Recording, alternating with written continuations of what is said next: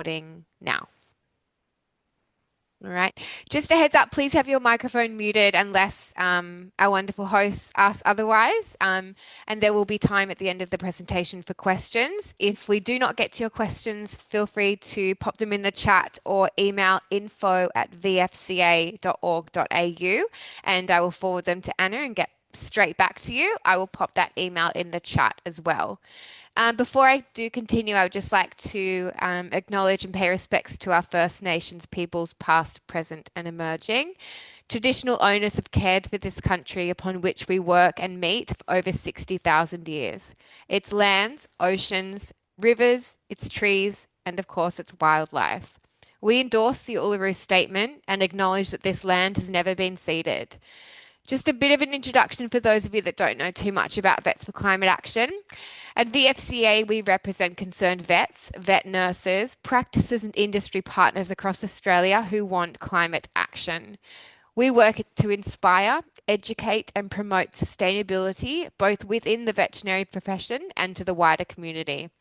At VFCA, we are the voice for all Australian animals, and we invite you to become a champion in your community to strengthen that voice. Just a bit about Dr. Anna Dengate for now. Anna studied a bachelor in vet science and medical science and completed a fellowship in small animal medicine. Sorry, we've got someone else. Anna is the founder and CEO for the Love of Dogs Academy and director and specialist consultant with the Vets North.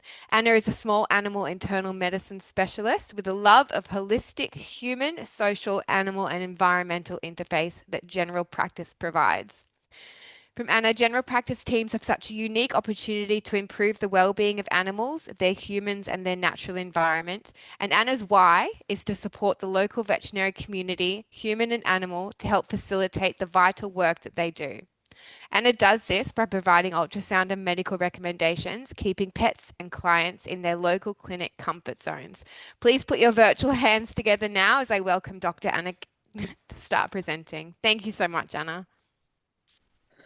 Thanks so much, Claire. Virtual hands are awkward, actually. It's much more awkward than like an actual audience that you can interact with.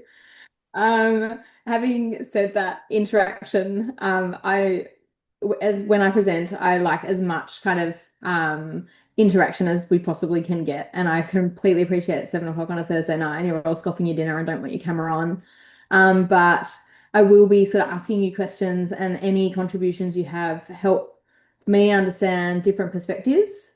And also will be perspectives that other people might have questions about and not feel comfortable to ask or that they haven't thought of before as well. So any contributions you can make to this talk are very welcome and just jump in or put it in the chat and I'll delegate to Claire to flag it with me if that's all right, because I'll be sharing my screen. I won't see. Thank you.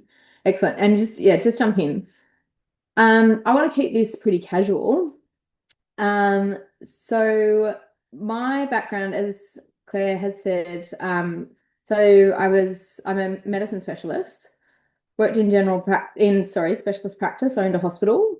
And I guess as a business owner, you're more kind of acutely aware of the stuff that is an obligation or a need to do as a vet or as a business that doesn't necessarily fall under paid work. And you end up doing a fair bit of kind of, I guess, social work, spending a lot more time with certain clients than other clients because they need a little bit more help, providing discounts to people that you feel need to be discounted. And I actually found that work very rewarding. Um, and then as I kind of specialized and started training people and moved further and further out from actually being client facing, I really missed that aspect of my work. And when I sold out of the business, I sold out of the business to start for the Love of Dogs Academy, which is a charity that we've started to provide opportunities for people with disability to spend time with dogs. And if they enjoy spending time with dogs and experience those social benefits and health benefits that we see of spending time with dogs, then supporting them to do training, formal training, and find work in the animal care industries. So kind of my education journey, obviously specializing is very science and there's not a lot of that kind of community social work there. And then once you do go into the charity side of things, I needed to get a whole new set of training, and full credit for a lot of the content of this talk to the Social Impact Hub, which is an organization who help educate people on how you measure impact and how you can, I guess, design the purpose of your organization. So I'm going to share my screen.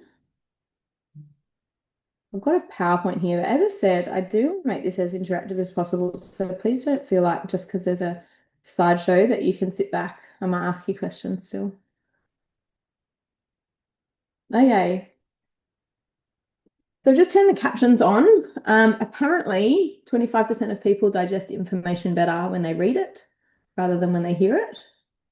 So I've got the captions on, but if you find them distracting, let me know and we can switch them off. So can anybody chime in and let me know what you guys think the role of a vet clinic is in a community?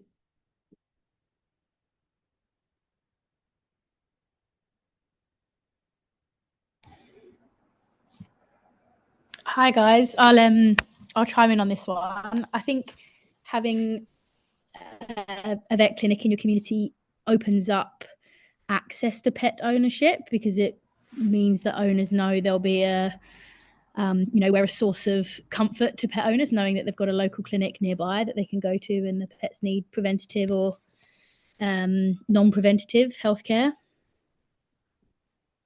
Absolutely. And Tara, I think you were going to say something as well. Well, this sound's not coming through. Can you hear me now? Yes, that's better. Yeah. Sorry, I had my mute button on my actual computer as well. Yeah. What I was going to say is that the vet clinics that I've worked in have been a central part of the communities that they've been in. So not just providing medical and surgical services, but providing a real community service in many other ways as well. Absolutely. Who's got elderly clients that just come in for a chat? Who doesn't? Exactly. And it's actually a really important part of their lives. They feel like they've got family essentially as part of the community, and it's a really vital service. And it's a social service that's completely unfunded and completely unfair. So we've got a much bigger role within the community, and more data coming out now about the importance of the vet clinic, a local vet clinic. So having a site in different communities that people just trust to provide support. I asked ChatGPT this question: what is the role of a vet clinic? Just to see, because that's kind of like pull from like a really kind of average of all of the different sources, right? And the answer was the role of a veterinary clinic is to serve as a central hub for animal health, welfare, and community support. Its functions extend beyond medical treatment to include education, public health, and business sustainability. So that's actually a much bigger job, I think, than we were trained for. And if part of our job is providing education, making the impacting public health, so making the public safe, and business sustainability, that's a lot of training that if it's equally important to the medical training, we need to upskill in.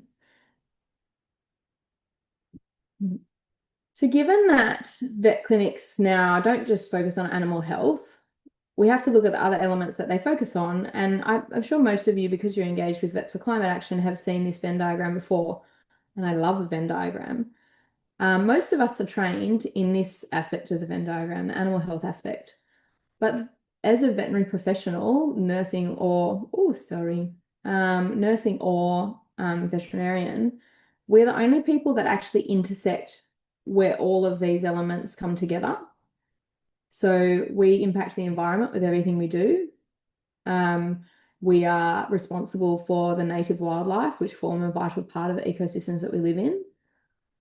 And then, as we mentioned, we've got those elderly people. We've got those people who you can see the human animal bond is the thing that's keeping them going, and we're supporting not just the animal in their care, but that bond and their health as a result of that. I think most vets get into, vet staff get into the industry because they're attracted to this aspect of it. And then we find little elements of interest. And it's nice to be talking to a group where I know that you guys are engaged in at least this kind of section where environment and animal health intersect. And for me, I'm obviously with the impact of my charity, human and social well-being is very high on my to-do list as well.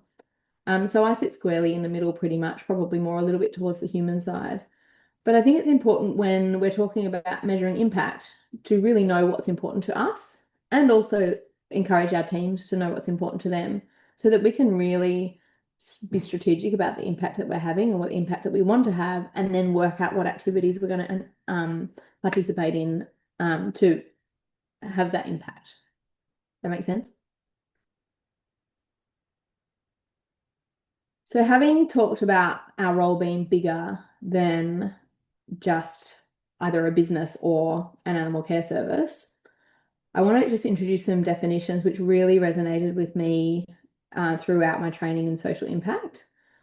The first is a social enterprise. Now, the definition of a social enterprise is a business that is for purpose and profit.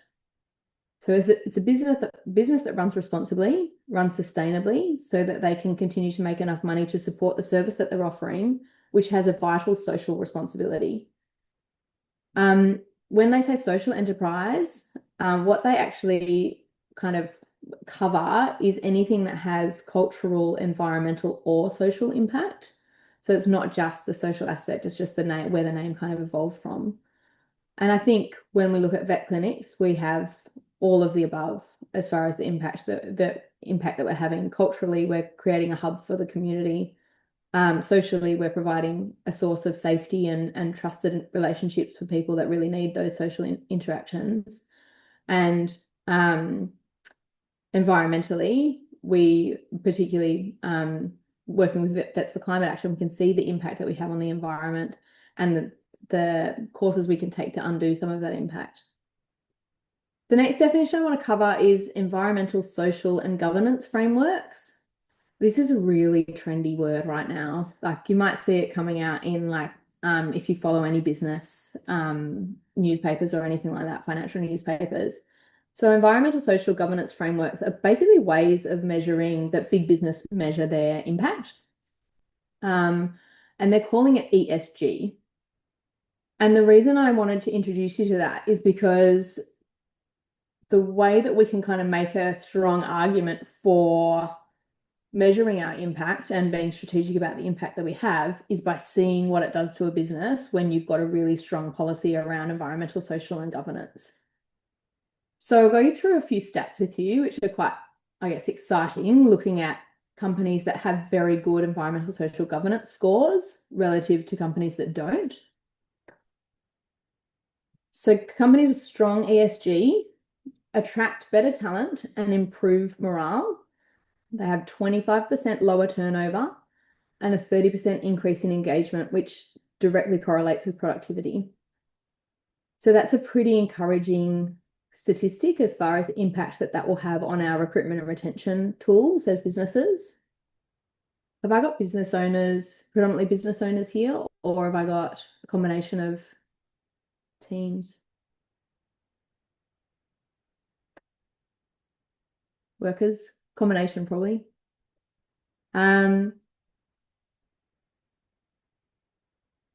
Companies with strong ESG frameworks or scores show better long-term profitability. So profitability is 27% higher than companies that don't, that have low scores or aren't actively engaging in those frameworks. 27% is huge, right? Like, if you could make an investment in something and be offered a 27% return, you'd definitely do it. As it might be a little bit more work, it's going to be an investment, but the trade-off's there. They have lower volatility during downturns, so stock prices tend to drop less and they recover faster. And then they're more likely to earn consumer trust and loyalty. So who gives a crap toilet paper over sorbent? Yeah.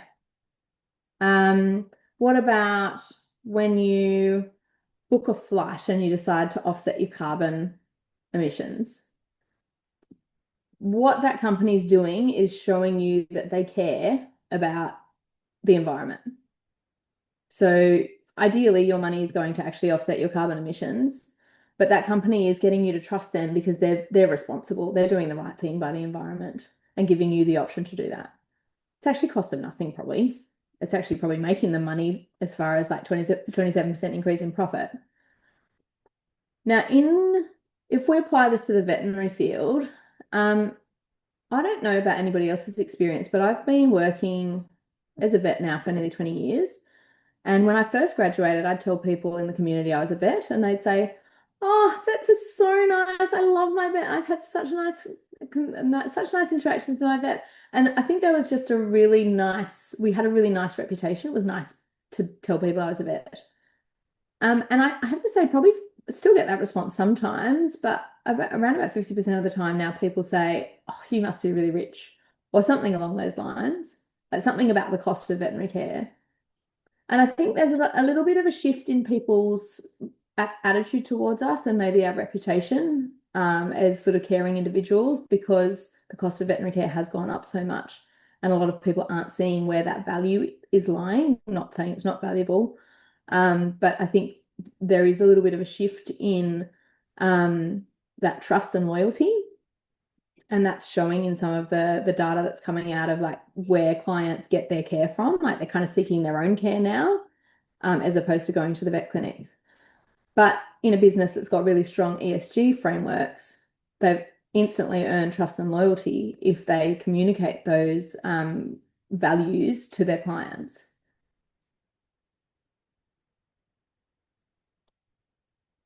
So then the last point, it really is on our recruitment and retention and how we are interacting with our teams.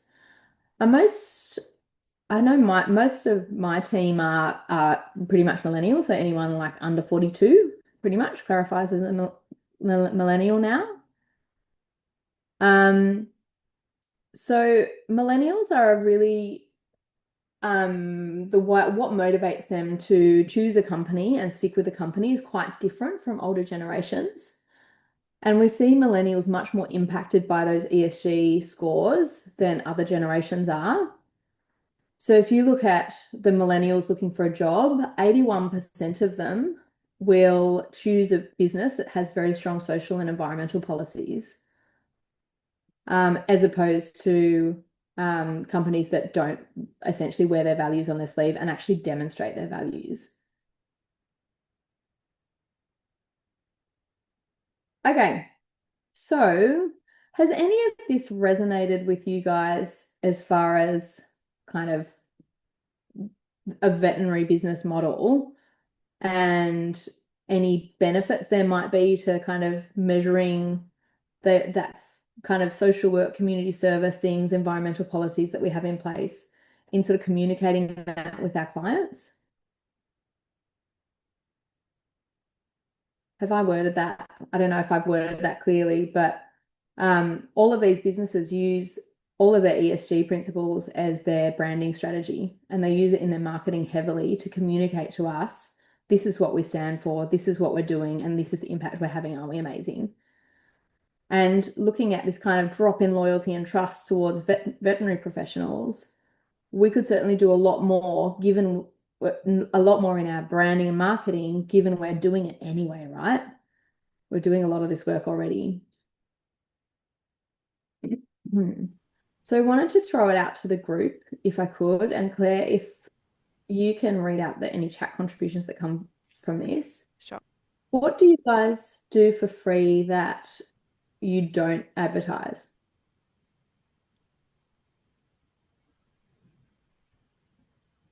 I'll chuck out wildlife care as a start. You don't, and the response I get, everybody's response is like, I don't want to advertise I do wildlife care because I will get slammed with wildlife. I can't see any more wildlife. Well, Anna, I'm not commenting so much because I no longer work in veterinary practice, but I did for 10 years. I now work in industry, and I work for a big corporation now. And I guess the comment that I would make is that the company that I work for definitely does use those ESG principles in terms of attracting talent. Mhm. And it's something that the veterinary industry could definitely utilise more, because there's so much social value in veterinary practice that if veterinary practices want to attract talent in terms of talented vets, but also in terms of clientele, like the figures that you've put out there demonstrate that there is huge value in it, but vets just aren't aware.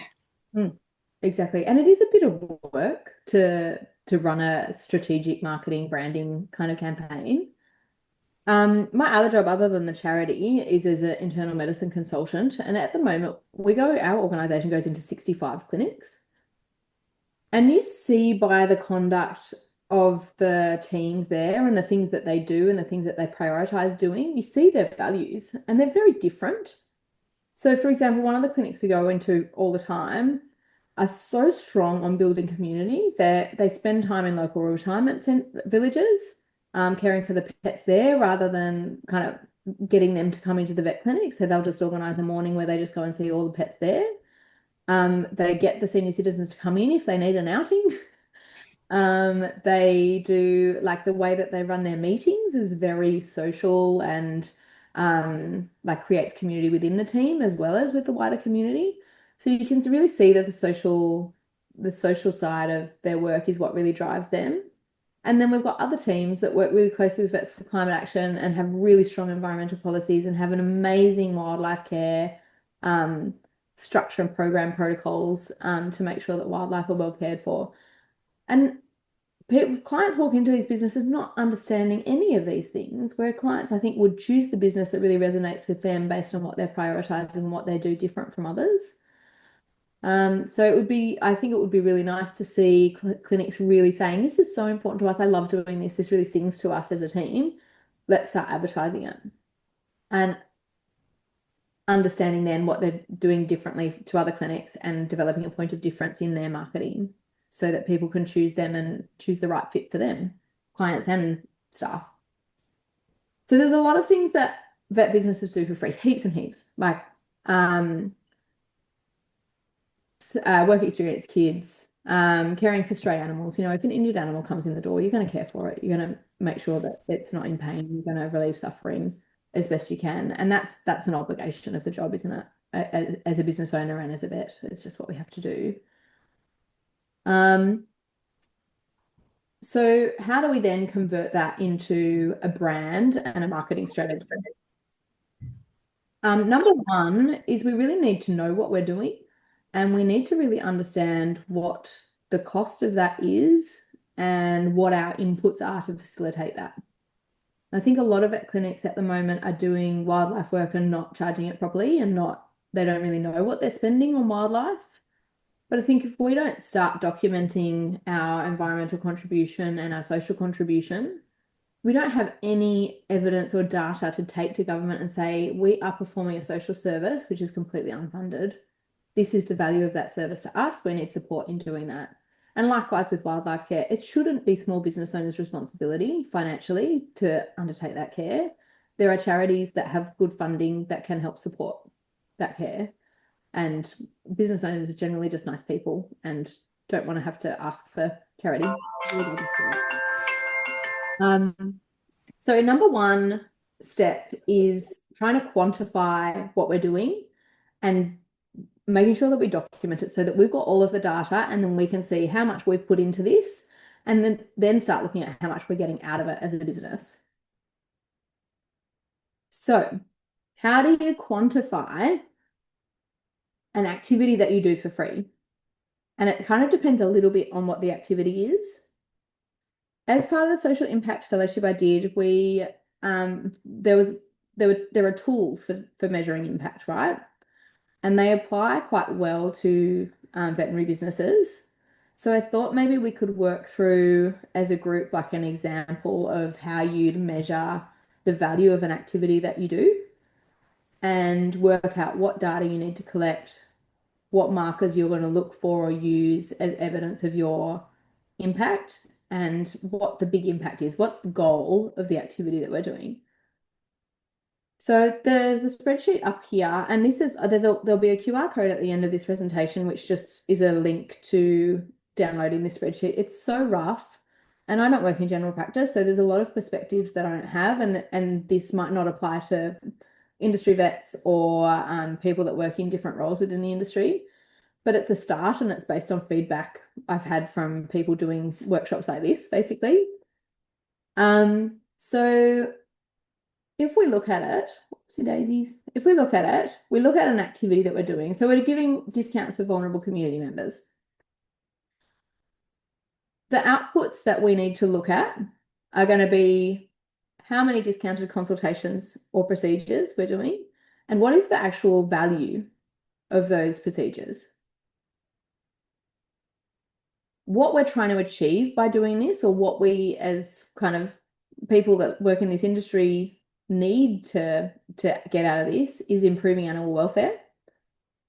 So a patient that wouldn't get care is now able to access care, providing equitable access to veterinary care in the community, improving human health by supporting that human-animal bond in a patient that would otherwise be unwell and their owner suffering as a result of that. And if we market it correctly, potentially improving our clinic reputation. So that person's going to be really grateful and talk about that, even if we don't market it directly.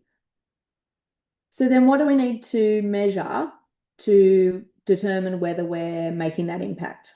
So we can measure the number of discounts per month. These are the indicators here. And the subset of that, the number of animals benefiting, because it doesn't give you as much benefit if you just do one animal for the full month, as opposed to saying, okay, well, I've got $1,000 budget for this category of our charitable giving, essentially, where we want to split that over 5 animals. Let's choose that really strategically. We need to know the dollar value of the discounts that we're giving, as well as a % of profit.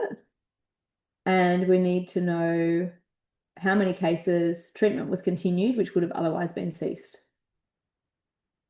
Because they're the kind of figures that we can say, okay, well, we helped 4 patients and their owners. We improved the human health of 4 very attached humans to their animals, where their pet would have otherwise been suffering. And then how do we access that information? So it's really important that your systems are set up to be able to then track that information. So if you give discounts, you should have different codes for those discounts. So if you give a discount for vulnerable community members, it should be a goodwill discount, which should be different from a team morale discount, for example. A patient that, for all these happen all the time in emergency, had been on a ventilator for 5 days and they just needed another day, and the clients ran out of money, and the team can't lose that dog. So team morale discount should be coded differently so that you can then work out how much you're spending to support your team, how much you're spending to support the community, and be quite strategic about that. Some of these are tricky to log via codes. So I think anything that you do where there's kind of financial things involved, or like stories, need to be kept in a logbook as well. So even if that's just a tag that you apply to a patient file, depending on what software you're using, so that you can identify quickly, oh, these people received this discount. And then approach them for testimonials and things if you ever need any marketing material. So that's how I would recommend we measure it. So we're measuring the kind of really objective business KPI style measurements, like number of consults, number of discounts, value of discounts, number of procedures, those things. And then saying, well, actually, what's important is not those numbers, those business KPIs, but it's the impact that is the result of them. So I want you to really keep that in mind, because business KPIs are kind of inward focusing. They look at the performance of the business, whereas impact is outward focusing. And when you're assessing business performance or performance of any activity that you undertake, that impact measurement is really reliant on that spectrum of how what are the tangible, objective things that us as scientists tend to really focus on, business owners, the dollars that we tend to focus on, and then how do we take that a step further and determine the impact we're having with these activities. So what impact are we having on the community, our team, and the wider environment? Does that make sense? I hope so. So I think it's probably typically what I do is kind of take you through a little bit of a exercise, and I might just do this and type into a Google spreadsheet, and feel free to weigh in if you like, but just so you can kind of see if you were thinking about your practice and thinking about, for example, part of the Vets for Climate Action plan that you're integrating into your team at the moment, how you might apply these tools to help determine the impact that you're having. So I'm going to stop sharing this one. Tara, I've been gabbing. Has anything come through the chat that I need to know about? Oh, so Claire, sorry. Not Tara. Not your job. Sorry, my mouse is on my other screen. No, nothing so far. Okay, great. Okay, so this is just an example for the purpose of the tutorial. But what I thought we could do is an element of the climate action plan that Vets for Climate Action offer, and that is waste management. So implementing waste segregation and reduction. So the activity is implementing waste segregation and reduction, and that's what we want to do. So then, can anyone, if anyone's not got their mouth full of dinner, can you think of any outputs that we could, that need to kind of happen for us to be able to undertake this activity? So, for example, like what might, if you were in a treatment room and you're trying to segregate your waste, what might you need to invest in or introduce, which would facilitate that for your team?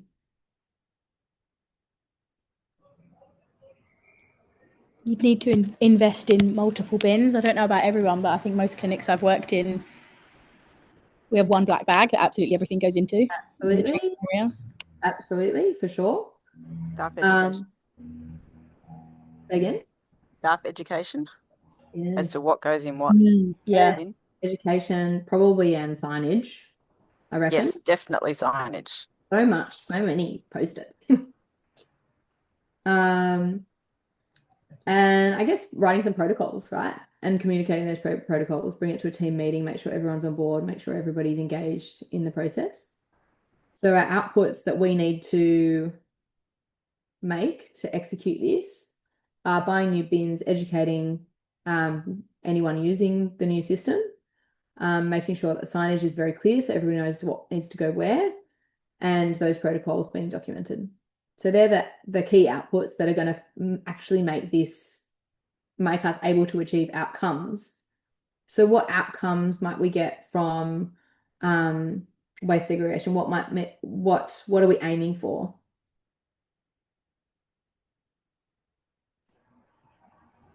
More waste going into the correct bin.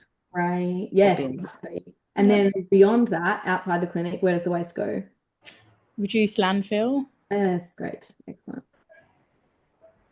Excellent. And what about, I guess, reduced emissions is probably overall like the big picture outcome. And I have to say, a lot of this is it's not that clear where this should go, because that's almost like an impact as well, reduced emissions. But definitely reduce landfill for sure. And then, I beg your pardon, I think that is an impact.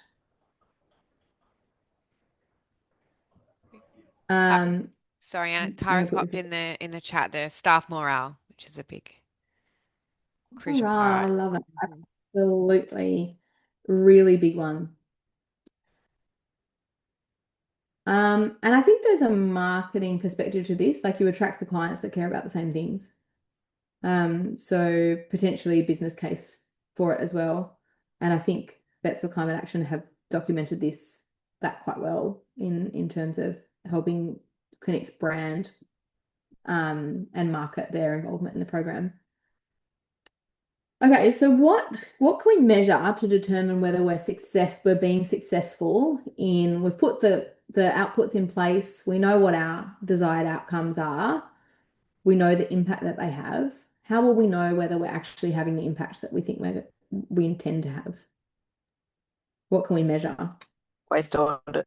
Waste audit, excellent. So where is, like, how much waste was going into landfill, and now what have we saved? Let's put a number on it. Let's put a percentage on it, and let's then see if we can actually reduce that number. So not just the percentage, but actually the amount of waste completely.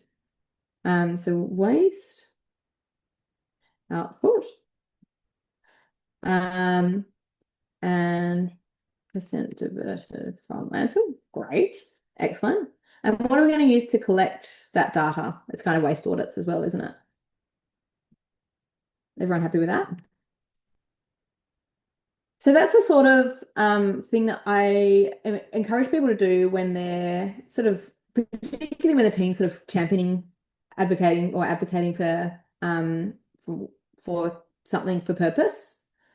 I like to just run this through that kind of logic. Okay, what investment is it going to make it be for us? Buying bins, not very much. The impact is quite high. Like there's quite a lot of benefits from this quite small input from us. And how we're going to monitor that long term and make sure that we've got those monitoring systems in place from the outset, from when we start this, because there's no point investing in something like this if 2 years down the track you're like, I don't actually know if we're doing that anymore. Whereas if you're using that as part of your kind of monitoring, business management, sustainability report every quarter or anything like that, it's really quite encouraging for the staff to see the difference they're making. Staff and clients, I should say, whole business. Excellent. So I'm going to be very awkward and go back to my slideshow. Okay, so the next step, after we've quantified the impact that we're having and itemized the activities that we want to do, I want to get a little bit more strategic about what we're investing in. So say you do a full audit of your purpose-driven activities as a clinic, and you determine the cost of those activities to your clinic, and you say, okay, next year, our budget for purpose-driven activities, impact-driven activities is this. How are we going to split up that spend to reflect our business's purpose and values and align with our community and use it as a business tool? So the main way of doing that is by applying a score, an impact score, to every activity that you do. So there's 4 things I want you to think about with every activity that you're undertaking. Number 1 is, what reach does it have? And as I said, if you're just giving discounted consults to one client for a full month, you're not having as much of an impact as you would if you did 5 clients for the month or 5 pets for the month. And capping a $10,000 bill rather than supplementing ear medication for 5 different pets maybe doesn't have as much impact for you don't reach as many animals. So reach is how many animals or community members will benefit or be impacted by this activity. So you give that activity a score out of 5 for reach. Second category is equity. How much does this contribute to providing equitable access to veterinary care?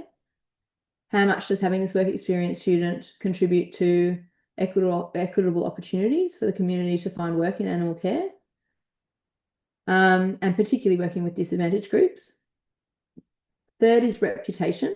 So if you're doing something that your team really believe in, and it fills them with so much joy, like capping that bill for that patient, that one patient who's been on the ventilator for 5 days, that's going to be amazing for your team, but it's not actually going to do a huge amount for your reputation. In fact, it probably is going to undermine the value of your services.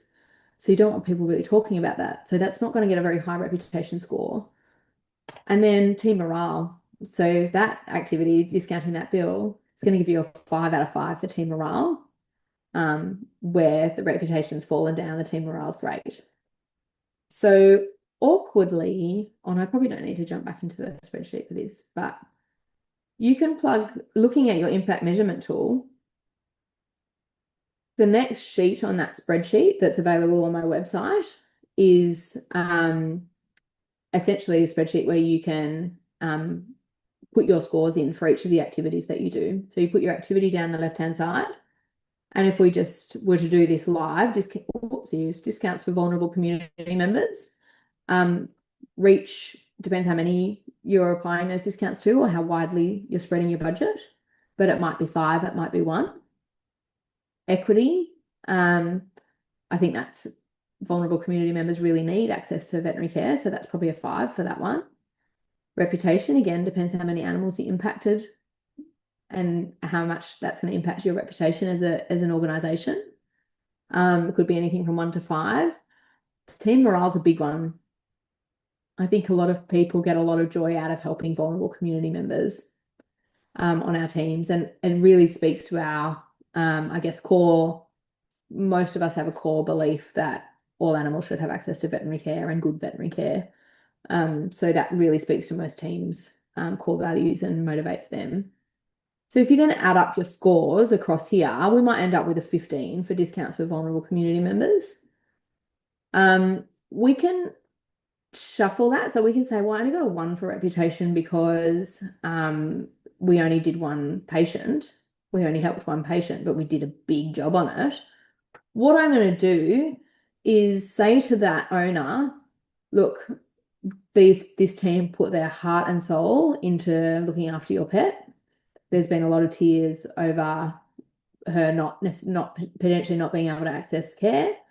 I really want to use this as a way to make them feel good about the job that they're doing and let them really understand the impact that they're having on the wider community. Would you mind giving me a testimonial in writing or on video so that I can show this at the next team meeting to show how much this meant to you? Because it's like, that's so nice what you've just said to me, but I would love to be able to share that with the rest of the team. And that's then you can then use that to, as part of your marketing branding, like a written testimonial from a client who you've really helped out without talking about necessarily discounts or pricing or anything like that, just how much you helped their pet. That is gold for marketing. Everybody loves a story. So you could bump that reputation score up to 5 by getting really valuable feedback. So step 2 is scoring your, like what impact you're having, basically. So giving it an impact score. And then step 3 is spreading the word. So use these stories that you're gathering as you've performed impactful activities. Make sure that you're documenting those or designate someone with a gift of the gab who can get people to tell a story, to write up those stories and get the clients to approve them on your team. Grab little videos, grab testimonials, and then start putting that as part of your brand. If it's really important to you that you want to be seen as a hub for the community, then you want to put 1 out of every 3 posts, a post about something that you've done to support the community, not just this cute fluffy puppy came in and it was really nice to take a photo of. So really try and weave your impact into your branding and your marketing. And most of us are really only doing social media, and it's usually quite a junior member of staff running that, in my experience. So make sure that there's a bit of a strategy around that, and make sure that they know that 1 or 2 out of every 3 posts needs to really sing this song that we're trying to sing at the moment. Another nice thing is, like, there's a lot of marketing companies that are putting screens in vet clinic receptions at the moment, and you can run whatever you want through those screens. And if you've got like a sustainability or impact statement for every quarter or every year, you can put little facts and testimonials popping up on that screen. It reminds not just your clients but staff of the really good work that you're doing. It's a lot harder for them to say you're only in it for the money if they've been sitting in front of this screen, seeing the amazing things that you've been doing for the community come pop up. Step number 4 is share your wins. This is such a valuable retention tool for your team. It's such a valuable tool for improving morale. And once you've got a really good reputation for a clinic that's there to do good, you can really you get really good people on your team. You get the right people who have values alignment with what you're trying to do. And everyone, it's really easy to move the team in the right direction when it's not being pulled in different directions. So part of this and how we communicate this to the team, we can actually like apply this to the normal business KPIs that we manage the team on. If there's any clinic owners listening to this, or business owners or managers who do a lot of people management, we traditionally monitor people's performance based on the clinical care they provide, the client care they provide. We don't often go into the engagement in social, environmental, cultural initiatives in their performance management. And we often don't reward them for their contribution to team training and just creating really nice culture and vibe within a clinic. So I think we've all worked with people who are absolute gold to have around, and they make people laugh and they make people feel good and they make people cups of tea when they're busy, and they're just these people that just lift everyone up. And on paper, they might not look amazing when you're only looking at the business KPIs. But if you introduce some of that social, environmental, cultural, and team KPIs in, that will really improve their morale and sense of value within the team. And even on those clinical care KPIs, anyone that's working as a vet at the moment, say you got brought into your business performance and they'd said to you, you're aiming for 300 consults per month, and you didn't quite get there, which is not an uncommon, like hopefully people are delivering it better than that. But it's not that uncommon to be managed based on just a number, basically. But if your manager said, last month you educated 300 pet owners on preventative care for pets rather than how many consults you did, you really see the purpose, and that's much more motivating than you're aiming for 300. Why aren't you getting there, isn't it? So if we extend the business KPIs from just looking inwards on the business and then focus on the actual impact that they're having in the wider community and use those impacts as what we're aiming for and how we manage our staff, it's going to be received a lot better and motivate people to get involved in both business and profit generating activities, as well as team culture and environmental, social, and cultural activities that will benefit our reputation within the community. Does that resonate with anyone? I would love to be managed like this, like somebody saying, look at the impact you've had and how can we facilitate keeping this going for you? 100%. It makes you want to do better. It makes you want to hear the exact same feedback, the next time you have that catch up with someone. Doesn't it? Yeah, numbers don't seem to we're scientists, so we sort of think in numbers, but it's just that step further. It's a little bit less tangible, but it's actually so easy to take that step if you're just going through this framework. So the third tab at the bottom of that spreadsheet is those business KPIs and how we can word them differently to have impact rather than numbers as the focus. So that's all I wanted to run through, but I'm very happy to answer any questions. And this QR code will take you to the page on my website where you can download that impact measurement tool. We haven't worked out how to provide you access with a live document without everybody editing it. So every time we make an edit to it, so people will give us feedback and say, oh, I'd love you to include this in it. Everybody should be measuring this. This had a really big impact on my team. Every time we edit it, I'll add it in and then upload a new copy of it. So what you download today might not be what's there in a month's time, might not be what's there in 3 months' time. So do pop back in. It's just on the Vets North website. If you Google my name, I'll pop up somewhere down the page.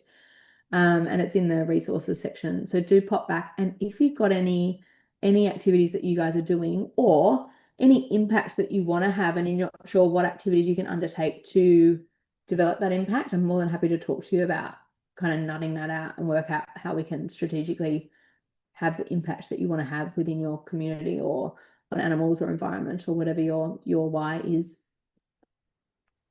It's amazing. Thanks so much, Anna. I have a quick question just in regards to the impact measurement spreadsheet and things like that. I'm not a vet myself, just for those of you that aren't aware of that, but I am very aware of how busy people are in practice and in clinic and short-staffed and things like that, as well as trying to keep morale up. So I just wanted to know, do you have any advice on who is keeping track of those outputs and data collection? And do you have any tips that you'd be able to give someone? Have you delegated it as like a monthly task for someone to keep track of, or are you doing it yourself, setting aside time to be able to go through it all, to be able to put in practice what you've just, yeah, discussed? Yeah. So it would be a really big job if you were monitoring every single thing you did. But I think probably making it achievable for most clinics is sitting down in a meeting and saying to your staff, I want to know the 5 most important things to us as a team that you feel like is the most valuable, and then scoring those 5 things. Mm-hmm. And even if we just monitor the first 2 on that list, if the ones with the 2 highest scores or something like that, or even first 3. And as soon as you start this conversation with your team, there is nothing like you'll never motivate your administrative team who have no kind of financial incentive to run your financial reports and monitoring for you unless you tell them that's part of your job and they'll get fired if they don't do it.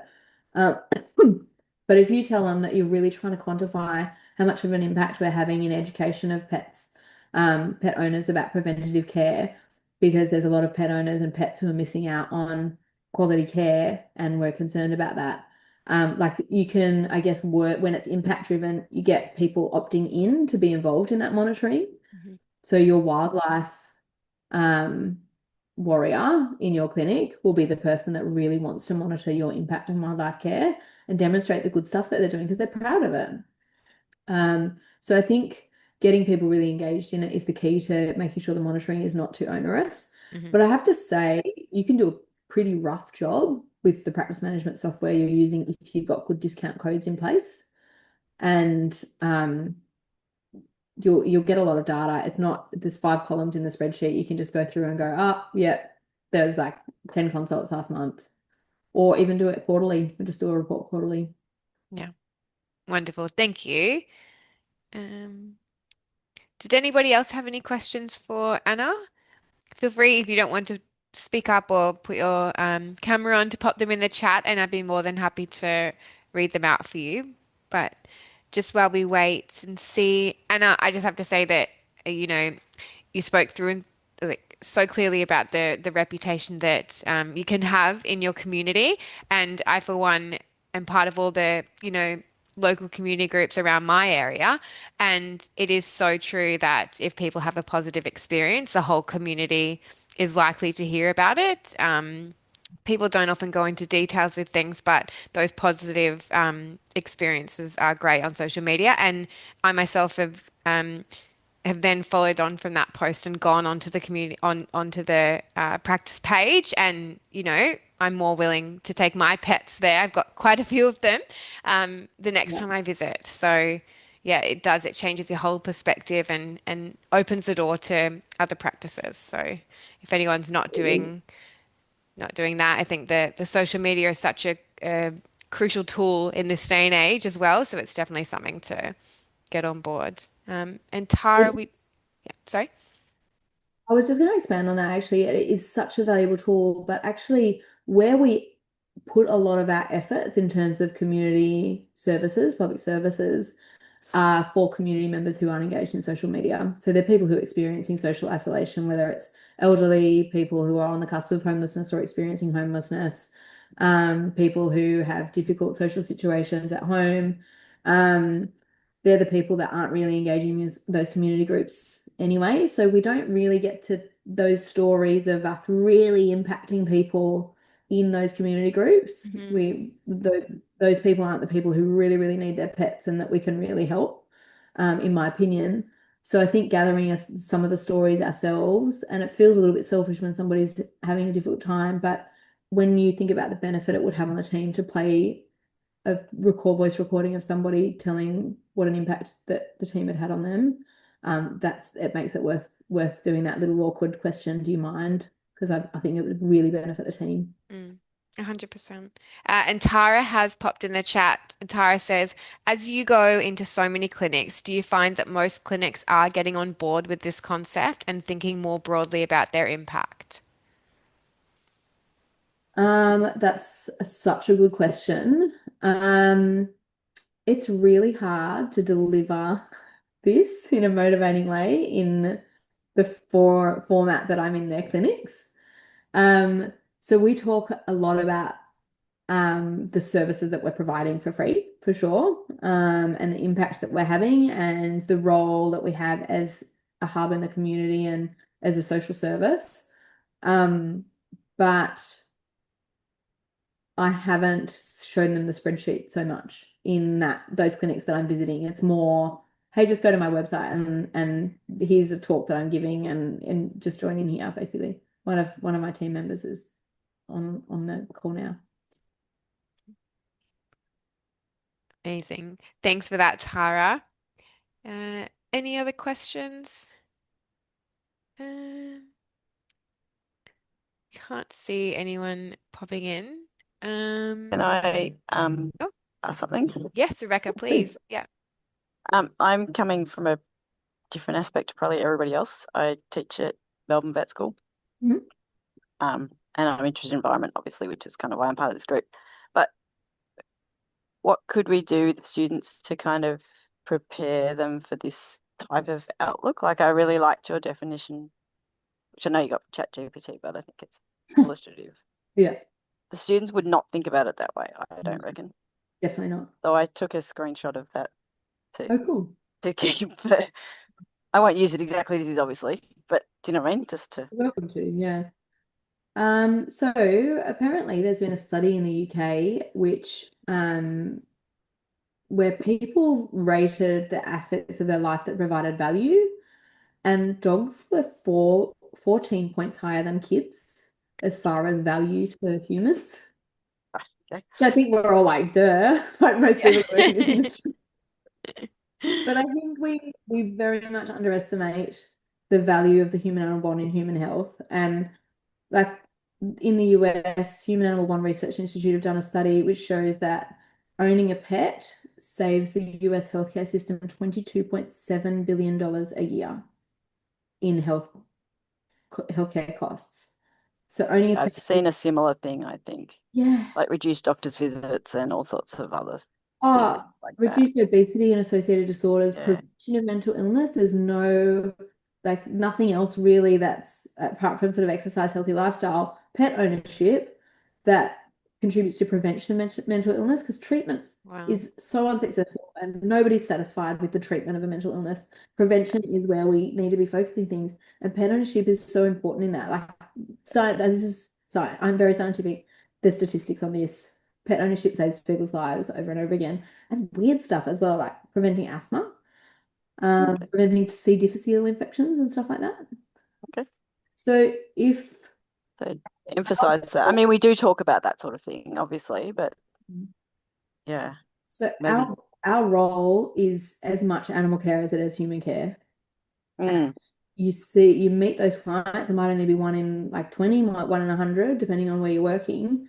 And you see the bond between them, and eventually it comes out, and they're like, oh, this dog sat beside me the whole way through my chemo treatment, or whole way through my divorce, or just these dogs are keeping people alive through really traumatic experiences. Mm. So I think that they're just really emphasizing the importance in human health and therefore the importance in making people feel safe and like they can trust you. Because and then the business case for that, trust generates revenue. If somebody trusts what you're recommending, they will say yes to what you're recommending. Mm-hmm. But if you haven't earned that trust and done that work to build a reputation within the community that you are trustworthy, then you won't get that business. Amazing. okay, thank you. It's different, coming at it a bit differently, but yeah, interesting. Thank you. Sure. Thanks, Rebecca. We appreciate that. I'm just aware of the time, but Helen has just popped in the chat that Helen says, I think knowing the impact we have as vets on human health through the human/animal bond as a new grad would have given me enormous resilience and strength that I was doing the right thing, even on hard shifts. I don't think I realized until several years into my career. What a good point. Mm, absolutely. Look, Mm. I am so aware of the time, but Anna, honestly, I think I speak of everyone. Thank you so much for your time tonight. And look, it was extremely beneficial. I've taken a few notes as well. So, as everyone's aware, this was recorded, so you'll be able to watch it again and catch up on anything you might have missed. But if not, it will be uploaded to our website. So please pop on and have a look. Anna, thank you so much for your time tonight. And yeah, everything that you said was just very inspiring. So, thank you. Thank you for all the good work that you guys do. Happy to be involved. Wonderful. All right. I hope everyone has a lovely evening, and the recording will be sent to you in an email tomorrow morning. Right. Beautiful. Thanks very much, Claire. Thank you, Anna. Bye, everyone. Thanks for joining.